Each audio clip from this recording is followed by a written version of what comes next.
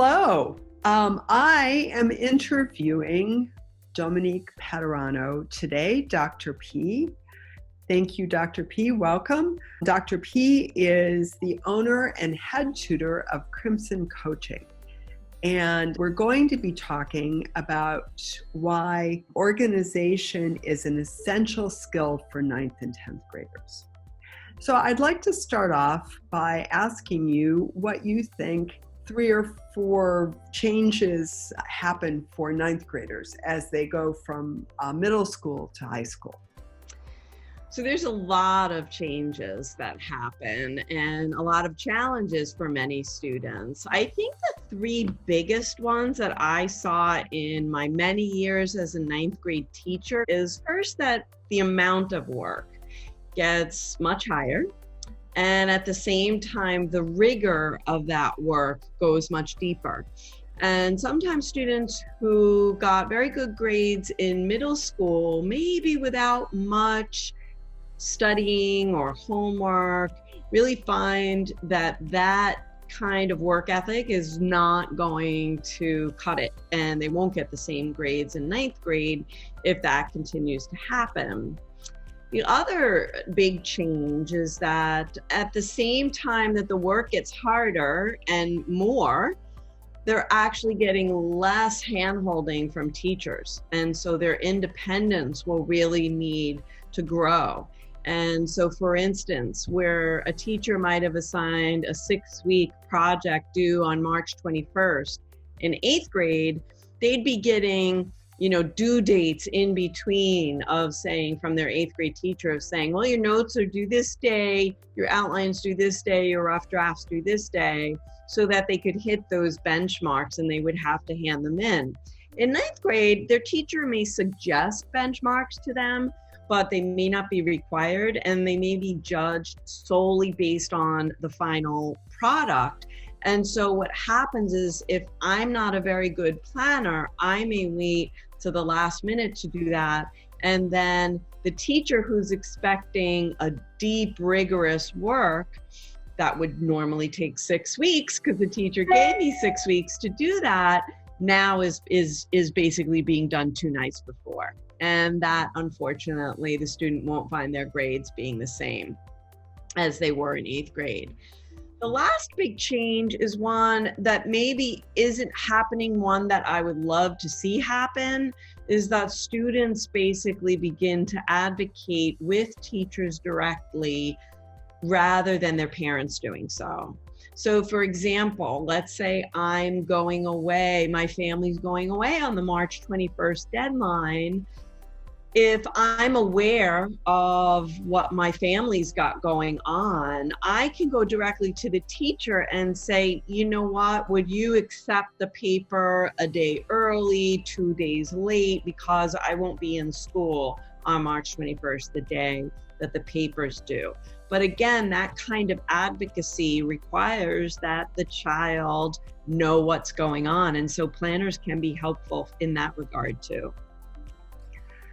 So I wonder that 9th grade is the transition year and there's a lot going on. I wonder how it's different than for students that go on the next year to 10th grade.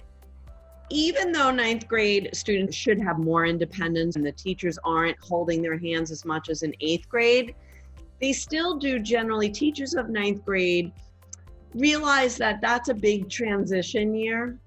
College admissions officers also realize that. So if a student's grades are shaky in the 9th grade, there's usually some latitude as long as the grades go up in 10th grade.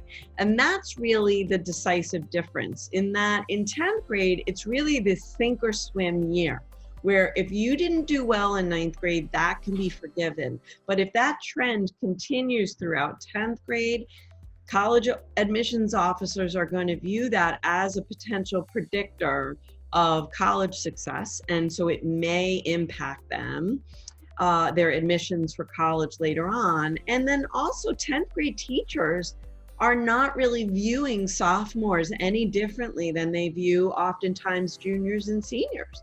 And so whereas the 9th grade teachers kind of may treat them with kid gloves, maybe baby them a little bit. Generally, 10th grade teachers aren't doing that.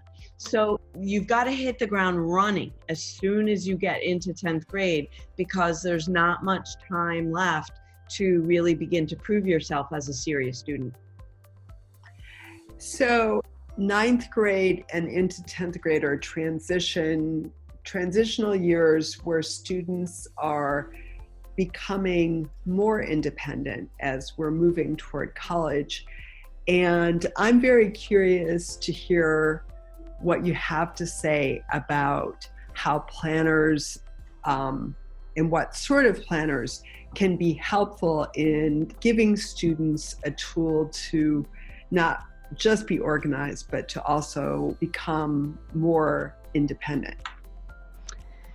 Good question. So this is something I really drill down with both with my private clients as well as in the small classes I teach and workshops I give at libraries. And that is, students really need a short-term planner that's either daily or weekly planner where they're writing down their homework. They can use an app on their phone if they'd like to do that, but they really need to not just rely on Google Classroom. If they are relying on Google Classroom as a place where their assignments are listed, then at the very least, they should be coming home every night and writing an actual list on a piece of paper with history, even if the assignment is nothing.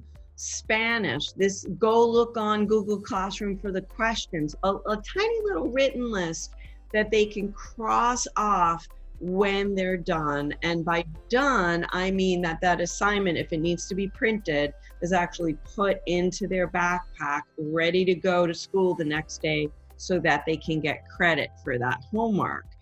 In addition to the sort of nightly short-term assignments that get assigned, of course, there are longer-term projects, papers, assignments, like that paper on March 21st I described.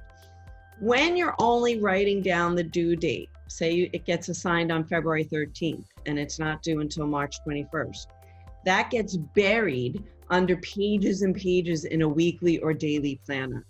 So what you really need to do is, if you're using the planner, write home, for February 13th, due date March 21st. And then when you get home, I recommend really cheap, staples or whatever kind of big desk blotter, paper calendars, month by month, where you rip off the paper at the end of the month. And then students with a pencil should be breaking that big paper or project down into tiny little micro chunks. And then they're penciling in over the 6 weeks when they're doing what, so that they can give the teacher the rigor that he or she expects, and so that also they diminish their own anxiety that's going to come. Because even if a student isn't working during the first 5 weeks of a 6-week project, they're most likely anxious about the fact that they're not doing anything. And so, it's just better to kind of rip the Band-Aid off and start working. And not only will you diminish your own anxiety, you'll also come up with a better end product with a better grade, and you'll learn more and remember more because you did a little bit at a time and it's going into your long-term memory. So I think both are really important for high school students. I really like how you talk about how to break things down into manageable steps. My company is called Small Steps Go Places, and so that is the foundation for how we help students.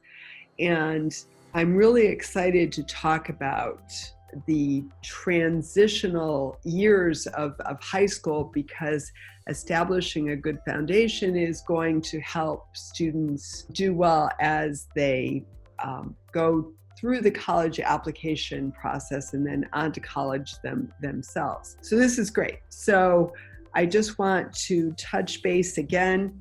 9th grade is that year of transition, and they're a lot of times is a lot more support from teachers as they're trying to help students gain a good footing so that they will know what to do to be good students as they're going through high school.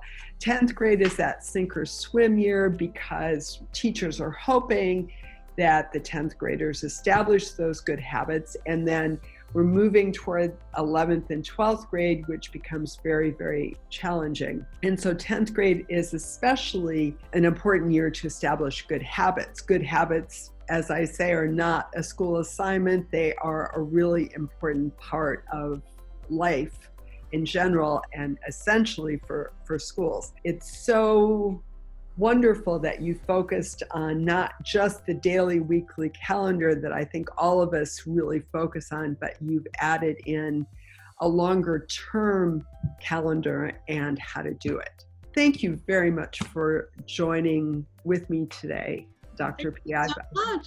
It was so much fun. So we will have information about how you can reach out to Dr. P at Crimson Coaching. And I'm very excited from small steps to be able to connect with such a wonderful resource. Oh, thank you. It was great talking to you.